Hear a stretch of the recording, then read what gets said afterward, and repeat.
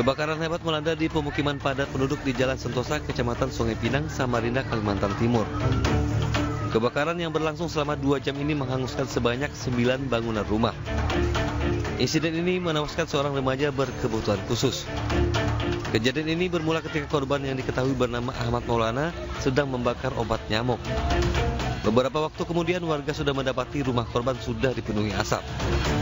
Kobaran api kemudian membesar dan membakar bangunan sebagian besar terbuat dari kayu.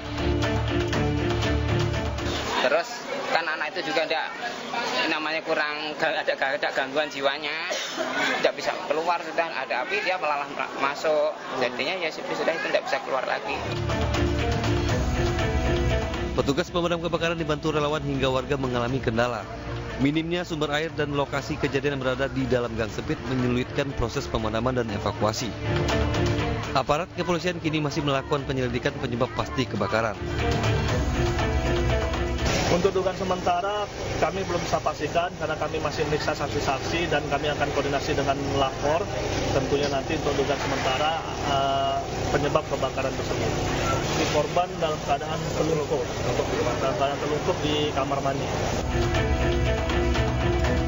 Selain menelan korban jiwa dan 9 rumah warga, kebakaran ini turut mengakibatkan 9 kepala keluarga terdiri dari 29 jiwa kini kehilangan tempat tinggal dan harta. Dari Samarinda, Kalimantan Timur, Arditya Abdul Aziz, Ainus melaporkan.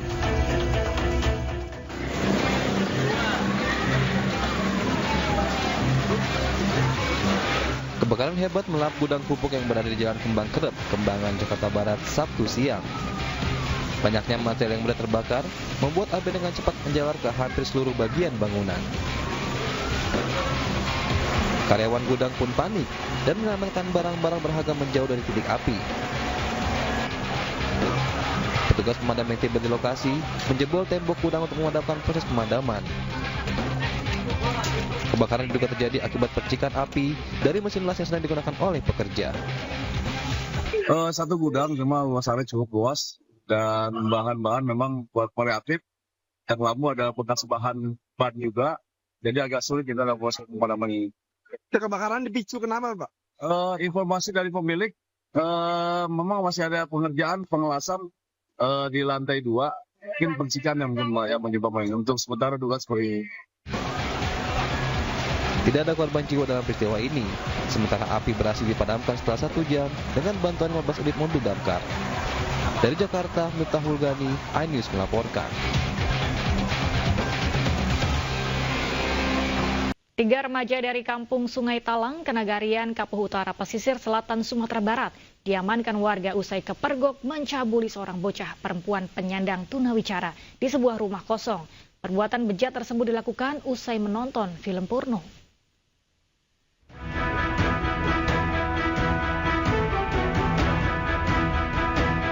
Warga bersama polisi mengamankan 3 remaja T 17 tahun, FI 18 tahun, dan FN 19 tahun usai diduga melakukan perbuatan cabul terhadap seorang bocah perempuan yang masih berusia 19 tahun penyandang disabilitas tunawicara di sebuah rumah kosong di daerah Sungai Talang, Koto 11 Tarusan, Kabupaten Pesisir Selatan, Sumatera Barat.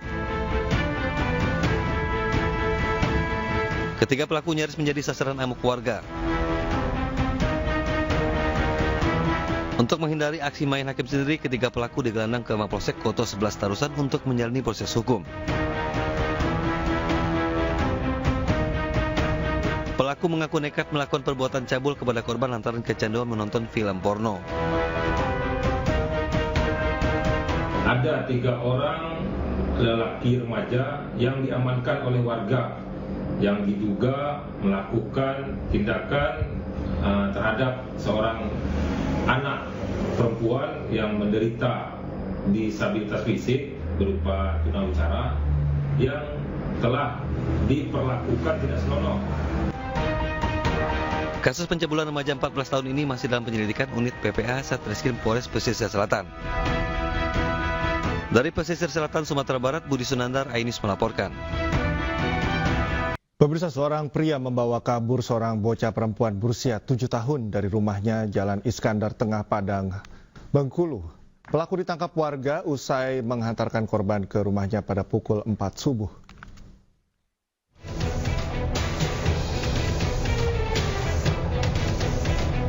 Kamera CCTV merekam saat seorang pria membawa kabur seorang bocah perempuan 7 tahun di Jalan Iskandar Tengah, Padang, Bengkulu. Keluarga dan tetangga sekitar mencoba mencari keberadaan korban dan melaporkan kejadian itu ke pihak kepolisian.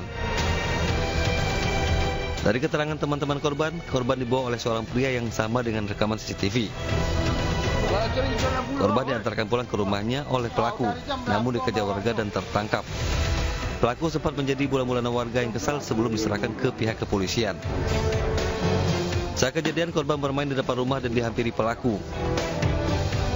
Pelaku mengaku teman ayah korban yang mengajaknya membeli es krim dan festival tabut.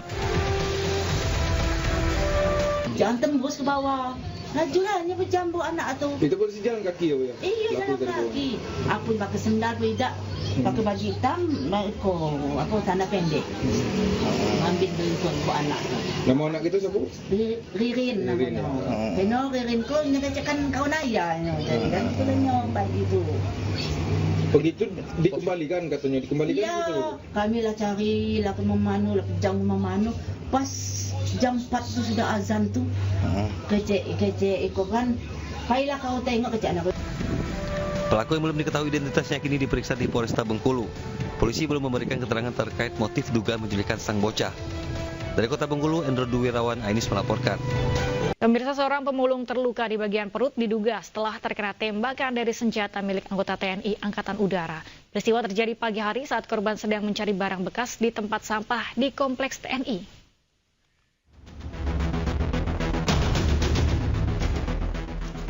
Warga dikejutkan dengan kasus tertembaknya seorang pemulung wanita di kompleks TNI AU Angkatan Udara Palu, Sulawesi Tengah.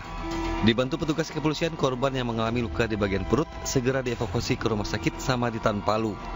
Saat kejadian, korban sedang mencari barang bekas di tempat sampah di kompleks TNI Angkatan Udara. Jam 5. Jam 5? Waktu itu lagi apa kamu orang? Kita orang cuma balet sampah, bameblek. Terus kawan-kawan anjing itu keluar dia langsung dia tembak. Kamu dia ada senjata dia pakai? Ada, senapan dia pakai. Akibat luka pada bagian kiri perut, korban segera menjalani operasi. Begitu, jadi semua normal, kecuali terkena rasa sakit. Itu saja penyebabnya. Mulai malam ini jam 12, korban akan puasa karena besok akan dioperasi. Kasusnya masih dalam penyelidikan. Dari Palu, Sulawesi Tengah, Jamie Hendrik Ainis melaporkan. Seorang ibu warga desa Kandangan, Banyuwangi, Jawa Timur terpaksa melahirkan di dalam mobil tepat di depan rumah bersalin Puskesmas Sarongan, Banyuwangi. Peristiwa tersebut terjadi lantaran semua petugas kesehatan tidak ada di tempat. Video peristiwa itu pun viral di media sosial. Bersalin nggak ada orangnya ini, Mbak. Gimana ini? Halo. Ada orang melahirkan ini, sampai melahirkan di atas mobil ini. Gak ada petugasnya sama sekali ini. Gak ada petugas sama sekali, Mbak, ini, Mbak. Sebuah video yang merekam sebuah rumah bersalin Puskesmas Pembantu Sarongan di Desa Kandangan, Kecamatan Pesanggaran, Banyuwangi, Jawa Timur, sepi tanpa ada petugas medis satupun, viral di media sosial. Perekam video merupakan keluarga dari pasien yang akan melahirkan. Namun warga tersebut kecewa ketika sampai ke rumah bersalin mereka tidak menemukan petugas medis satupun. Akibat kejadian itu pasien akhirnya melahirkan di dalam mobil. Keluarga pasien sempat emosi karena petugas jaga puskesmas baru datang setelah pasien melahirkan di dalam mobil tanpa ada pertolongan medis. Mana rumahnya? Saya laporkan sama. Saya laporkan. Laporkan apa? Lapor sama hari bersalin.